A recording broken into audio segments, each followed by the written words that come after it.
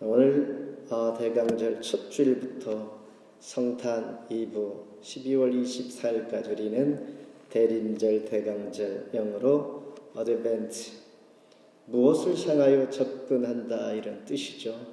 그래서 우리는 주님 오심을 기다리는 그 시간으로 조금씩 접근해 가는 오늘이 첫날인 것입니다. 그리스도의 기다림은 그리스도인들은 출임 예수와 그리고 재림 예수 성령의 강림을 늘 기다리면서 여기까지 왔고 지금도 예수님의 재림을 우리는 기다리고 있는 것입니다. 오늘 고린도후서 바울 서신 중에 하나입니다. 바울 서신에는 4개의 서신이 있습니다. 4 종류의 교리의 서신과 옥중 서신, 종말 서신, 목회 서신. 이 중에서 고린도후서를 본문은 고린도전서와 로마서, 갈라디아, 히브리와 함께 교리 서신이라고 합니다. 사도 바울이 2차 전도 여행 때 세운 고린도 교회, 고린도 교회에 보낸 3번째 편지입니다. 우리가 잘 아는 고린도전서, 그리고 지금은 남아있지 않지만은 사도 바울이 눈물로 써서 보낸 눈물의 편지라고 하는 편지가 있었고, 오늘 본문처럼 고린도후서 이렇게 3개의 편지가 있는데 3번째인 것입니다. 오늘 말씀을 기록하고 있는 사도 바울은 고린도 교회와 상당한 심적 갈등과 어려움을 겪고 있었는데, 이제 너희들이 오해를 풀고 하나님 앞에 화목해 되었으니 오늘 말씀 가운데 오해가 종식되기를 바란다, 이런 마음에서 편지를 쓰고 있는 것입니다.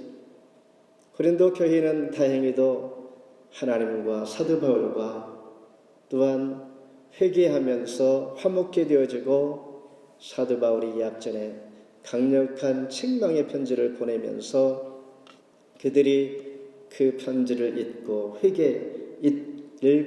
회개했다는 것입니다. 이 소식을 디도를 통하여 접하면서 그러나 내가 기쁘지만은 여전히 너희들 고난 중에 있지. 또한 이 땅에 살아가는 우리 모두는 고난과 고통과 슬픔의 연속인데, 이럴 때 가장 필요한 것은 하나님의 큰 사랑과 위로야 하면서 위로와 격려로 이 편지를 오늘 본문에서 써 내려가고 있습니다. 함께 은혜 시간 되기를 바랍니다. 먼저 하나님 교회에게 편지를 씁니다. 1절 우리 함께 한 목소리로 읽겠습니다. 하나님의 뜻으로 말미암아 그리스도 예수의 사도된 바울과 형제 디모데는 고린도에 있는 하나님의 교회와 온 아가야에 있는 모든 성도에게. 사도 바울은 처음에 고린도에 가기 전에 우상 숭배와 성적인 타락으로 전도가 정말 어려울 거야 라고 그는 포기하려고 했습니다. 그런데 환상 가운데 하나님께서 이렇게 말씀하시죠. 사도행전 18장 9절로 10절에서 두려워하지 말고 또한 이 성중에 내 백성이 많이 있으므로, 성령께서 이렇게 하신 거였습니다. 그러니 사도 바울은 아시아 에베소 지역으로 가려다가 유럽 쪽으로 발길을 돌려 성령의 이끌림 받아서 유럽으로 전도 여행의 그 여정을 바꾸게 됩니다. 그런데 처음에 그가 간 곳이 아테네 성에 도착하여 이곳에서 복음을 전할 때에 많은 철학자들과 지식 있는 자들과 하나님의 복음을 전하려다가 그는 철저하게 실패를 하게 됩니다. 그 실패를 경험한 사도 바울은 그래, 내 지식과 이 사람들의 비율을 맞추면서 나도 철학자와 같은 그런 마음으로 전도할 것이 아니라 순수하게 하나님의 말씀, 복음만이 나에게 주신 사명이다라고 결단하면서 고린도에 가 복음을 전하게 되는데, 고린도에서 드림팀을 만나게 됩니다. 브리스길라, 아굴라, 디모데 그리고 신라와 같은 훌륭한 드림팀을 만나 복음을 1년 6개월 동안 머물면서 전하면서 세워진 교회가 바로 고린도 교회입니다. 다시 말해서 사도 바울은 이곳에서 복음의 진수가 이거야 라는 것을 깨닫게 되고 맛보게 되는 것입니다. 그러면서 바울의 편지를 통하여 사도는 다시 한번 자기 자신이 오늘 본문에 시작할 때에 사도된 나 바울 이렇게 표현하고 있는 것을 볼 때에 그는 분명히 이 편지를 쓸 때에 자기 자신이 멘션하고 싶은 것이 사도권에 대한 문제를 언급하면서 그들이 오해하는 부분들을 불식하고 싶어하는 것을 우리는 조금은 알게 됩니다. 고린도서 총 13장에서 8장의 분량, 상당히 많은 분량을 할애하면서 사도권에 대한 변호를 본인이 계속하고 있는 것입니다. 그래서 빌립보서, 데살로니가전 후서, 빌레몬을 제외한 모든 서신의 서두에는 그리스도의 사도임을 본인이 밝히고 있다는 것입니다. 사도라는 것은 예수님께서 3년 반 동안 공생의 기간 12제자와 함께 보고 듣고 느끼면서 복음을 전했던 실제의 12제자에는 속하지 않지만은 사도 바울은 다메섹 도상에서 하나님께서 자기 자신에게 회개할 때 특별한 계시를 준 계시에 근거하여서 본인의 사도성을 말씀하고 있는 것입니다. 다메섹 도상에서 예수님께서 사도 바울에게 말씀하십니다. 사도행전 9장 15절에 주께서 이르시되 이방인과 임금들과 이스라엘 자손에게 전하려 택한 나의 그릇이 1:1로 직접 하나님은 사도 바울을 통하여 이방인을 위한 사도로 부르셨고 그에게 사명을 주셨고 그의 인생의 목적은 달라졌고 이제 철저한 하나님의 사도가 된 것입니다. 왜 이렇게 사도직에 대해서 이는 언급하면서 많은 분량에 할애하면서 말하고 있는 것일까? 그가 경험한 고린도 교회의 복음을 전하여 고린도 지역의 사회를 완전히 바꾸어 두었는데 이 사도직에 대한 대적하는 자들이 있어서 이 일로 오해가 계속되어지고 문제가 되어진다면 믿음이 약한 자들은 어떻게 되겠는가? 믿음이 약한 자들은 성경 하나님의 말씀보다도 한 개인의 사람의 행실과 삶을 보고 그의 방향을 결정하게 되기 때문에 매우 민감하게 사도직에 대한 그들의 오해를 풀면서 하나님께서 우리에게 어떻게 세워주셨고 어떤 존재인가를 설명하고 있는 것입니다. 아무튼 목적은 복음 전파하는데 걸림돌이 없어야겠다라는 것입니다. 바울은 그래서 하나님의 교회다라고 이렇게 부릅니다. 너희들 고린도 교회가 너희 교회가 아니라 하나님의 교회야. 다른 말로 고린도 교회는 하나님께 속한 것이요 나도 하나님께 속한 것이요 하나님께서 나에게 사도직에 대한 사명을 주셨을 뿐만 아니라 우리 모두는 하나님께 속한 것이요 토론토 충현교회도 하나님께 속한 것인 것을 우리가 늘 인식하면서 하나님께 관심을 갖고 하나님께 속해 있다는 하나님의 교회다라는 것을 우리는 늘 생각해야 합니다. 그렇지 아니할 때는 개인적인 신분과 문제를 문제 삼아서 갈등으로 오히려 하나님의 사람이 아닌 것으로 오해하여 믿음이 약한 자들에게 낙심케 하는 것이오니 사도 바울은 계속하여 사도직에 대한 것, 교회도 하나님께 속한 것이요 사명이 하나님 앞에 주어진 것인 것을 언급하면서 말씀을 이어갑니다. 여기에서부터 고린도 교회는 문제 해결 의로와 하나님의 소망이 시작이 된다라는 것입니다. 예배 드릴 때도 우리는 마음의 갈등과 오해가 있다면 이 시간은 하나님께 주시는 말씀이요 하나님 앞에 예배하는 것이요 하나님 받으시는 것이요 오직 하나님께만 1대1로 하나님을 향한 마음이 집중돼야만 하나님 앞에 진정한 예배가 된다라는 이 원칙과 생각을 우리는 늘 가지고 있어야만이 올바른 예배가 되어지고 하나님 앞에 신령과 진정으로 드려지는 것입니다. 두 번째는 위로의 하나님. 3절 같이 한번 읽습니다. 시작.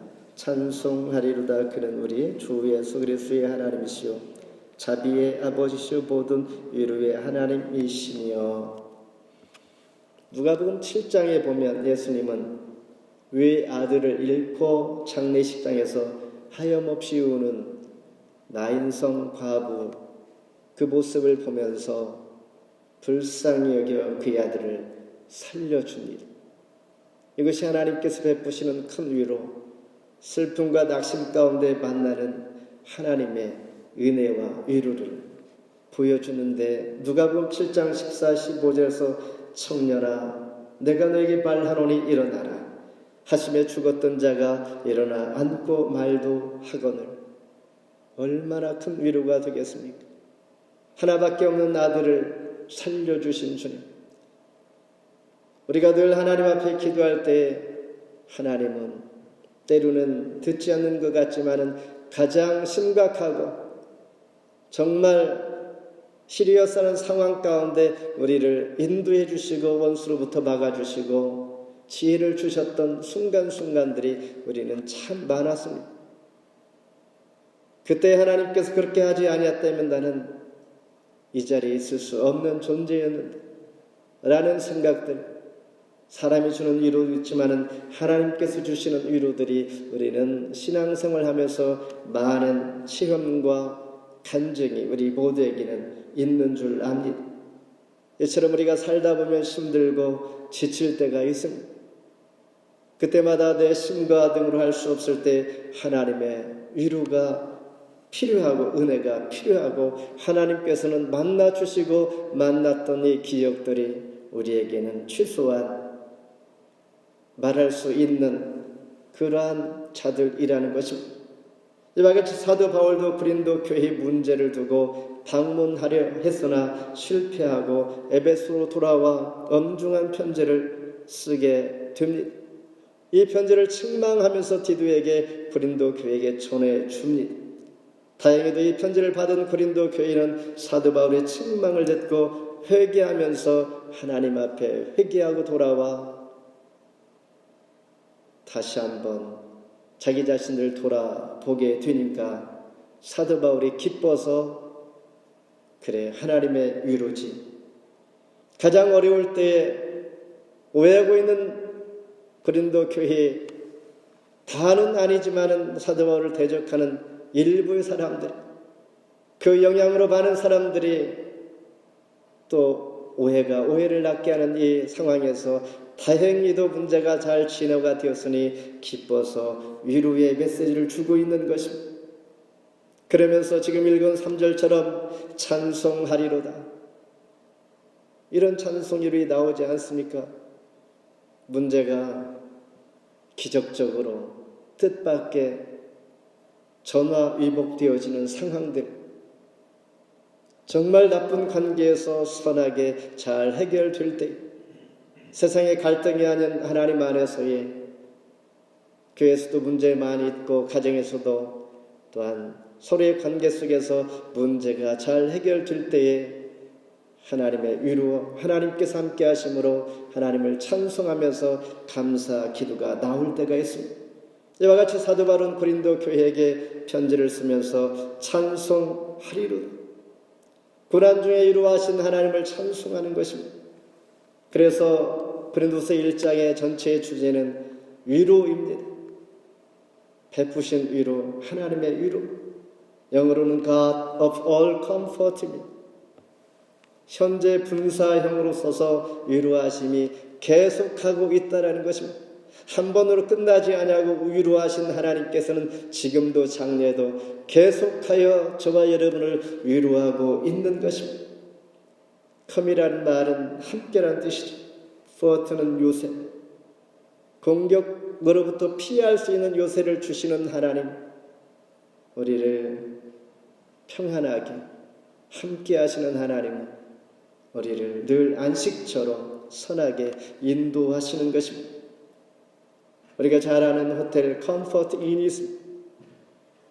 이 호텔도 바로 스트레스를 완화시키는 곳이야 라고 하면서 아마 시작을 창설했을 것입니다. 바울을 바울되게 한 사람이 있는데 바로 우리 잘 아는 바나바, 위로의 사람. 교회가 사도 바울을 멀리할 때에 그를 구해준 사람이 있습니다. 1인자는 아닐지라도 2인자, 3인자 내가 다 되게 한 것, 늘 나의 약점과 나의 부족함을 채워주시고 늘 옆에서 코치해주는 분이 우리는 보이지 않게 늘 있는 법입니다. 우리가 보기에는 그분이 최고인 것 같은데 최고되게 하는 것, 그 상황들을 모면하고 내가 다 되게 하시는 그 누군가가 1인자는 아니지만은 돕는 손길들이 늘 주변에 있습니다. 바로 사도 바울은 바나바가 있기에 바울 되게 한 것입니다. 사람의 위로는 한계가 있습니다. 그러나 하나님의 위로는 어떠한 결과와 유익이 있는가? 하나님의 위로를 받은 자는 다른 사람을 섬기고 위로하게 하는 그런 유익과 특징이 있습니다. 베드로전서 4장 10절에 은사를 받은 대로 하나님의 여러 가지 은혜를 받은 선한 청지기 같이 서로 봉사하라. 하나님께 봉사하는 자들은 그가 고통도 슬픔도 경험도 없는 자가 아닙니다.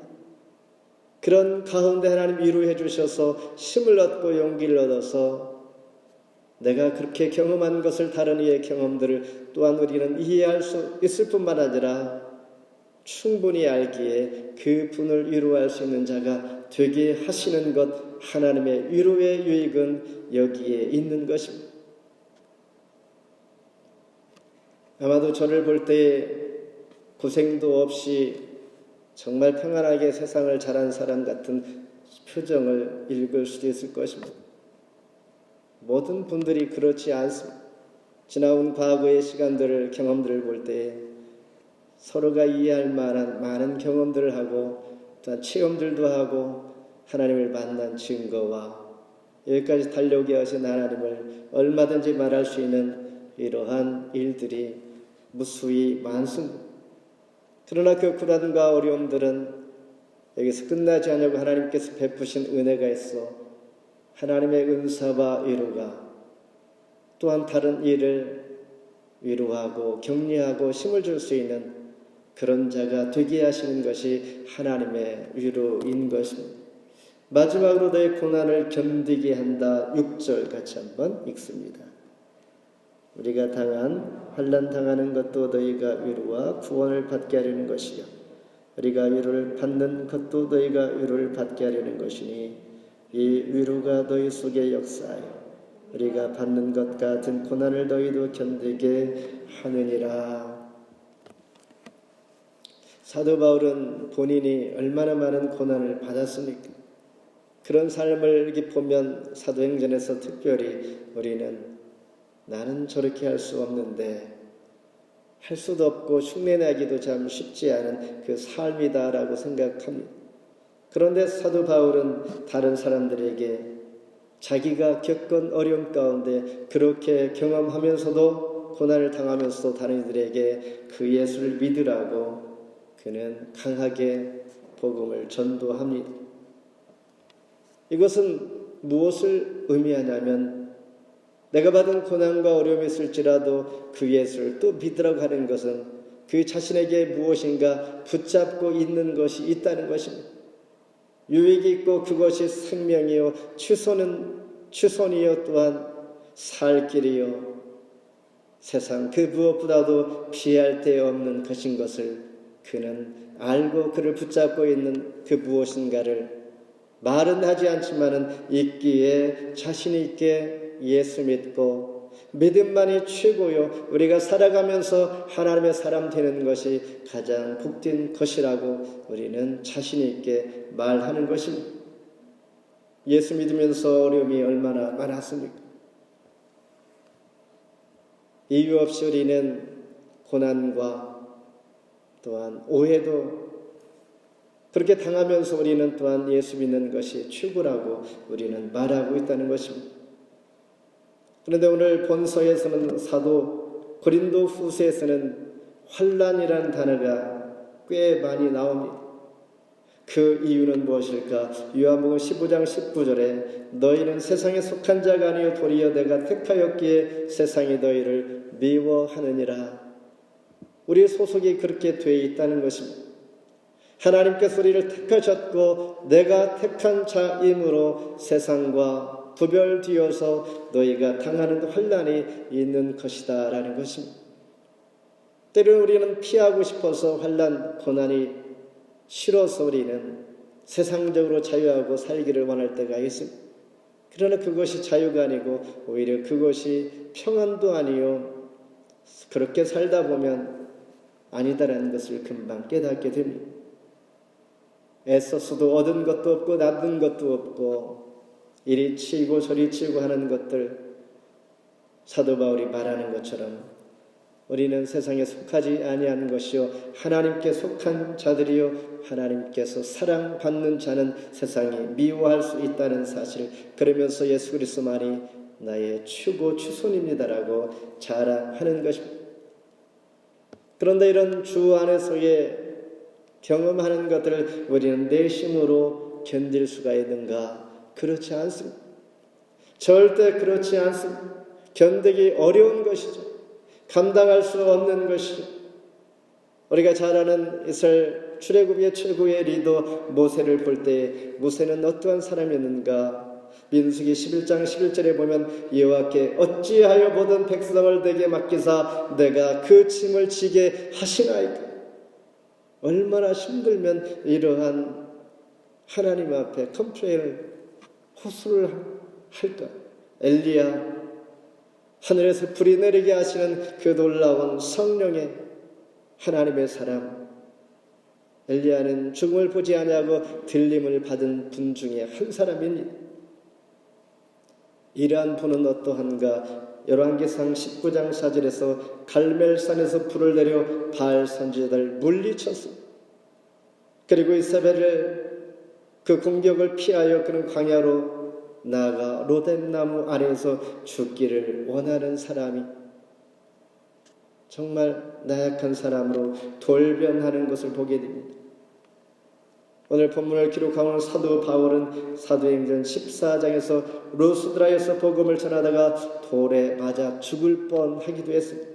사도행전 16장에서 빌립보에서 부신될 자를 고쳐 주었다는 이유로 투옥되어서 한밤중에 지진으로 감옥이 열리고 착고가 풀려지는 이 경험들을 하게 됩니다. 사도행전 23장에서는 예루살렘에서 바울을 죽이려고 식음을 전폐한 40명의 결세대를 직면하기도 합니다.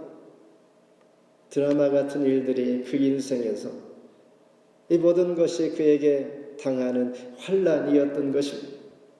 이 환난을 경험한 사도 바울은 어떠한 말을 할까?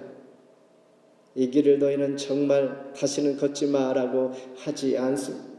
로마에 가서 그는 말하기를 고린도후서 12장 10절에 너는 내가 약한 그때의 강함이라.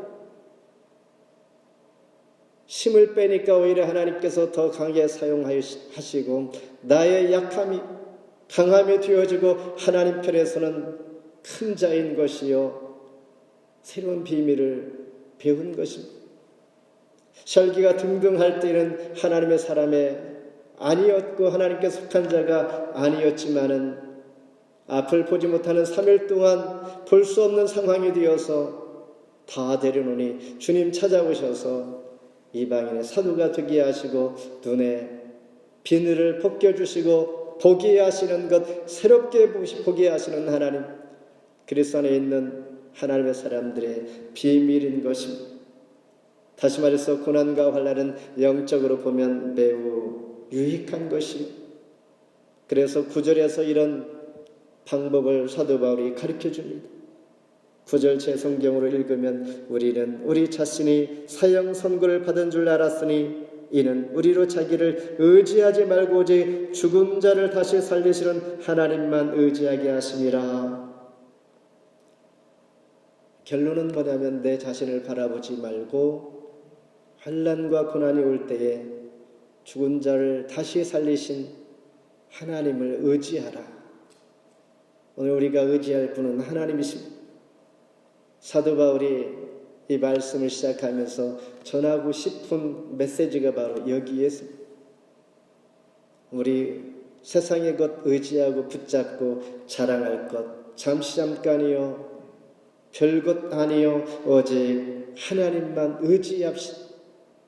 죽은 자 가운데 다시 살리신 하나님 붙잡고 가는 자가 정말 능력 있는 자요 멋진 자요 낭망하지 아니하며 그분이 가장 훌륭한 자인 것입니다.